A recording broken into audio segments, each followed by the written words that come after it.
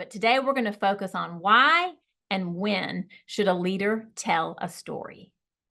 So I'm going to take you back to 2019, and it hadn't been long since I left the corporate world and started my own business. And one of my favorite storytellers was launching a workshop out in San Francisco, and I decided to invest in it. It was pretty pricey, but I thought I'm going to go out here to this. I'm going to go out here to this workshop and I'm going to learn to be a better storyteller, and I'm going to learn more tactics and more strategies. And I'm going to come away even better. That's not what happened. I go to this workshop in San Francisco, and there's 25 people in this room. They're from places like McKesson Pharmacy and Salesforce.com, these big companies. And we, for 2.5 days, worked on telling stories. And we never talked about how, we just continued to share stories. Well, I met this man there. His name is Joe, and he was in my breakout group, and he worked for this big company. And the first day at lunch, Joe went and sat by himself. And we're like, Joe, don't you want to join us? You know, we're just all kind of hanging out, eating lunch. And he said, no, I have too much work. And he stayed in his computer. The second day at lunch, Joe joined us. And at the end of the conference, we were supposed to stand up and say what the storytelling workshop had meant to us. And Joe stood up and he said, collectively, I have 250 people that report to me. And right now, I feel like I know the people in this room better than I know anybody on my team. And he said, I have some work to do. And I have never forgotten that. And what's kind of cool is I've stayed in touch with Joe on LinkedIn, and he recently even just sent me a note and he said, Tara, I watched your TED Talk and it brought me to tears. So y'all, that's the power of story. It connects people, it builds trust, it builds loyalty. But we're going to talk at the end of this about why that matters and what it can do for teams. But now I want to dig into some examples so we can walk away and really use this information. Action items. Now, if you want to just have one takeaway from today about how to be a better storyteller, here's my tip. And if you listen to this tip and you walk away now, I think it will help you with your relationships at work and in life. And it's this. Before you do what we naturally want to do is tell what we know. So before you tell what you know, tell how you learned it. So let's want to think about that for just a minute. Before you tell someone what you know to be true, ask yourself this question. How did I learn this? Y'all, there's your story.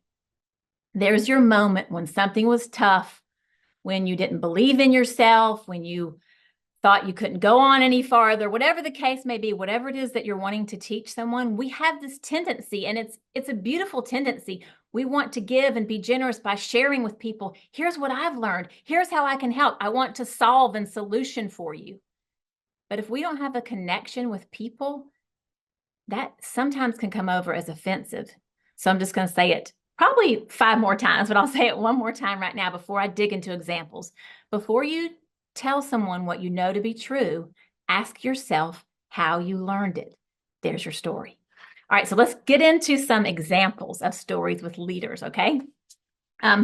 Here's some that we're going to talk about today, but the list, I tried to shrink this list and it just kept getting longer. So this is what we're going to focus on today. If you're in a place where you want to advise, if you're giving feedback, if you want to encourage, or if you want to teach a lesson, those are all great examples of times to tell stories. Oftentimes, especially I think in a leadership role, we believe that listening is what we need to do. I don't want to dismiss listening, but we also need to share in order to build trust. When I talk about this, some folks take their brain to, oh, so we can have compassion. That's not the purpose. It's a benefit, but it's not the purpose of letting people in. It builds trust when people see that we too are human. All right, so let's go first with advising, okay? So I'm going to give some scenarios and tell some quick little stories and anecdotes, and then I definitely would love to have some conversation with you all. Let's talk about advising. So I'm going to give an example. You're a supervisor to a newish employee, okay? He comes in, sits down, and he says, Lauren, my mom's ill, and we're really close, and I'm really struggling to keep up and to be here all the time. So Lauren could say, Maxwell, don't worry about it. Family comes first. You go do what you need to do. We'll be here when you're ready for us. That's the kind of first gut inkling. And then Maxwell could walk away thinking, it's a pretty cool boss. I wonder if she meant it, because he doesn't know her very well, right? Or we could say, wow, Maxwell, I'm sure sorry to hear that. Let me know if you need anything. And then we get back to work. So here's another way to approach a conversation like that. Someone comes in, Maxwell comes in, he says, I'm really worried about my mom. She's ill and we're really close. Rather than jumping to the solution or even jumping to a story, what I encourage us to do is to jump to ask for a story. So if Maxwell said we're really close, it might be wise to sit down and invest in this person, invest your time by asking them, you said you and your mom are really close. Tell me one of your favorite memories with your mom. Now, how much time is that going to take? 5 minutes? That's investing in the person. And then you have an opportunity to share a story. So Maxwell has come to you. He's not sure what to do about work. And I would say something like this. Maxwell, I lost my mom in 2016. I was running a business, 3 kids, and she wasn't my priority. And if I could turn the clock back and make her a bigger priority in her last days, I would give anything to do that. That's a story. How long did that take me to tell? 20 seconds? That builds trust. That makes the person believe that you really mean what you say. So again, I could have said to Maxwell, I learned that when you don't put family first, you're going to regret it. Great. But the lesson here is what? Before you share what you learned, ask yourself how you learned it, and there's the story. Cool? All right. Any questions on that? We're going to move on to some more examples before I ask y'all to chime in with your stories. Okay, let's talk about feedback. Feedback can get sticky.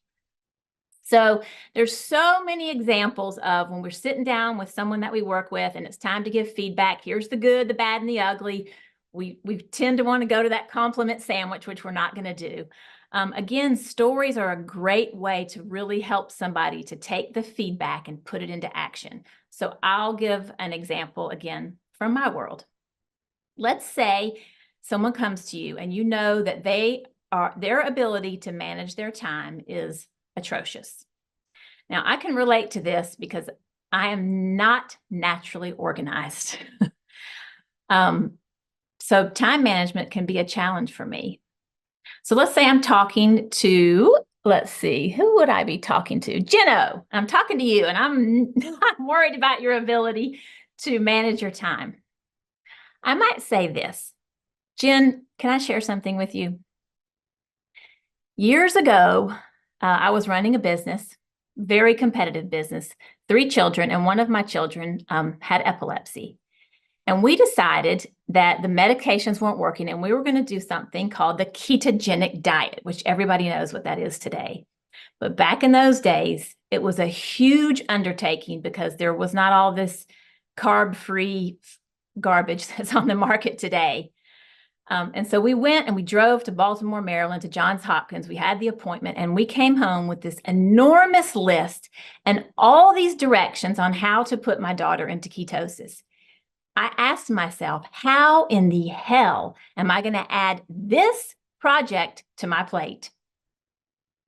Now, if any of y'all know me or any mom who's trying to save their child's health, I freaking figured it out, didn't I?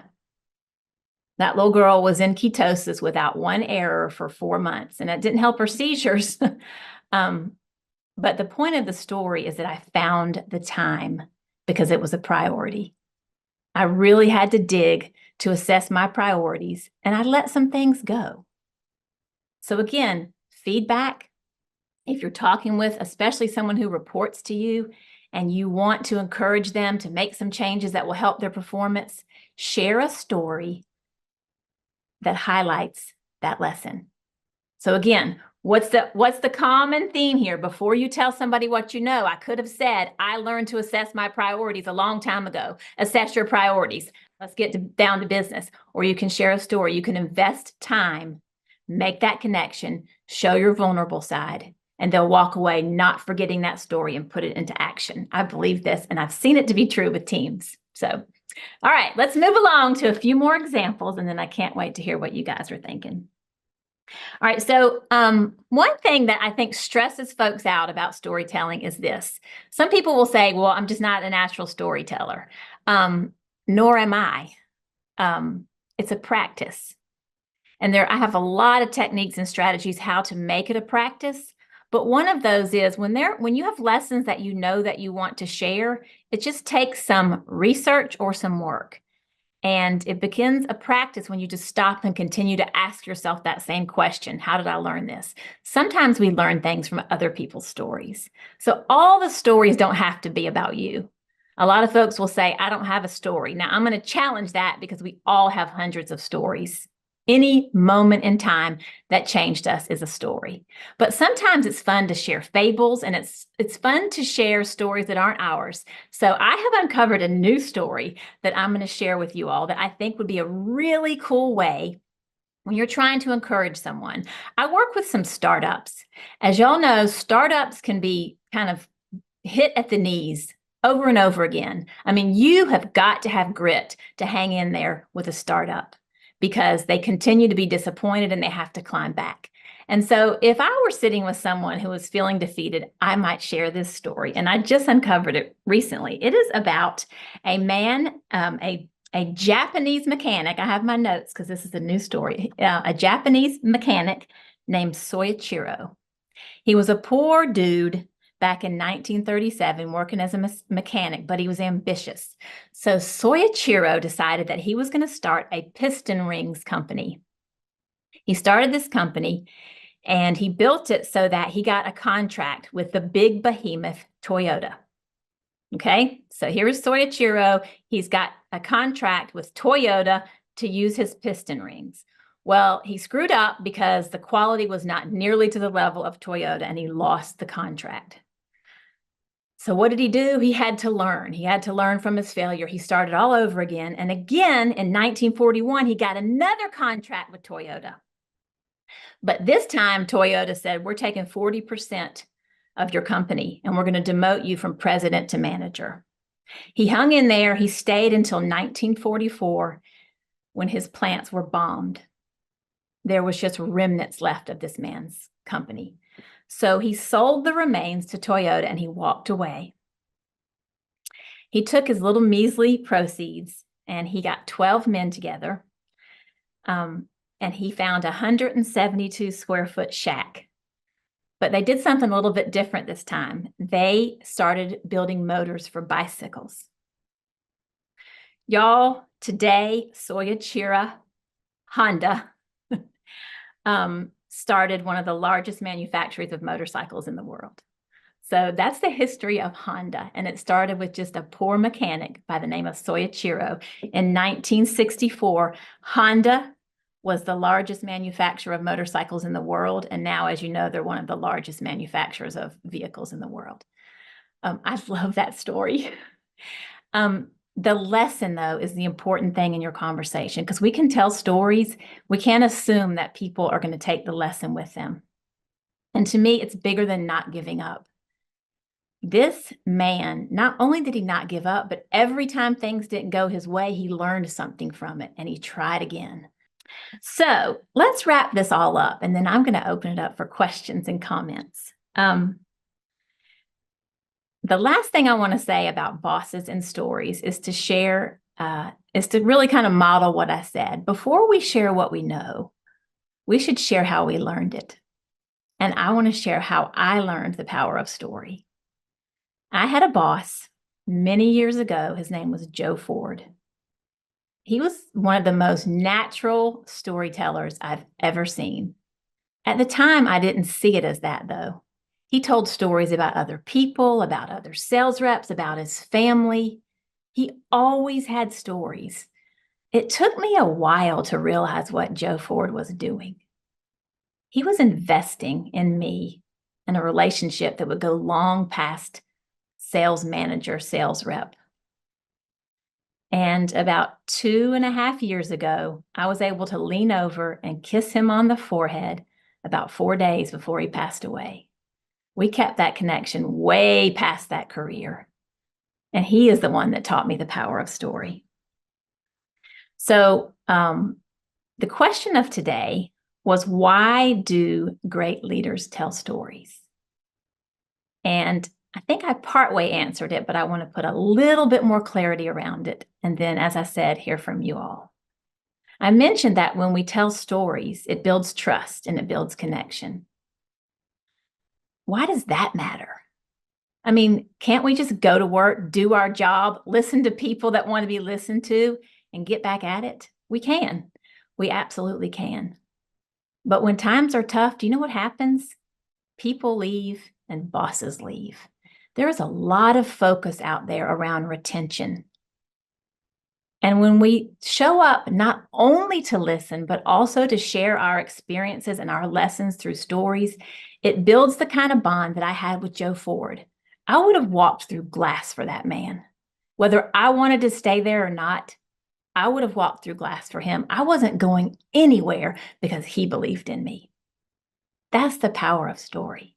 It grows performance and it helps people to grow.